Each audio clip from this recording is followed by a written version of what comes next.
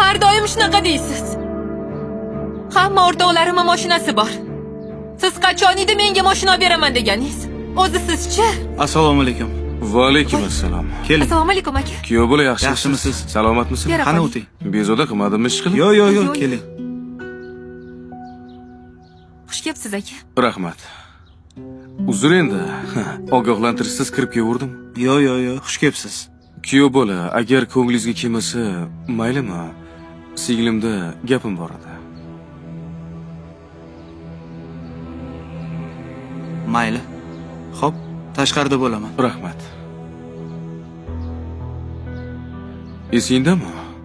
Mahallamiz boshida bir qiz pista sotib o'tirardi. Uni bitta akasi bor edi. Bozorda arava tortib kun ko'rardi. Chunki ota-onasidan erta judo bo'lishgan edi. Mahalladagilarning hammasini ularga rahmi kelardi. Hozirchi o'sha pistachi qiz yaxshi oilaga kelin bo'lib tushdi. Akasi bo'lsa oyoqqa turdi. Singlim, agar ering o'rnida bir kun yashash imkoni bo'lganida, sen bir kun emas, bir soat ham yasholmagan bo'larding. Eshitganmisan, ayollar tug'ruq vaqtida bir o'lib tiriladi deyishadi. Erkaklarchi, erkaklar har kuni o'lib tiriladi. Kim uchun? Oilasi uchun. Sen bo'lsang Instagramdagi hayotga havas qilib o'tiribsan. Bu Instagramdagi hayotni 90% yolg'onligini juda yaxshi bilasan-ku. Bugun baxtli video qo'ysa, 3 kundan keyin ajrashayotganligi to'g'risida video qo'yishyapti. Ering yaxshi yigit.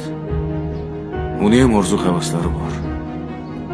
Lekin seni orzularingni amalga oshiraman deb o'zini orzularidan voz kechib yashayapti. Bu haqiqiy erkakning ishi. Jon singlim, o'tmishingni esingdan chiqarma. Menga ruxsat. To'xtang aka. O'tir.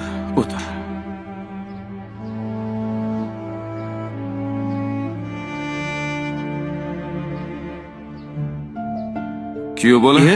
Ha, choy-poy qilardik. Menga ruxsat. Sizdan uzr so'ramoqchi edim. Nimaga?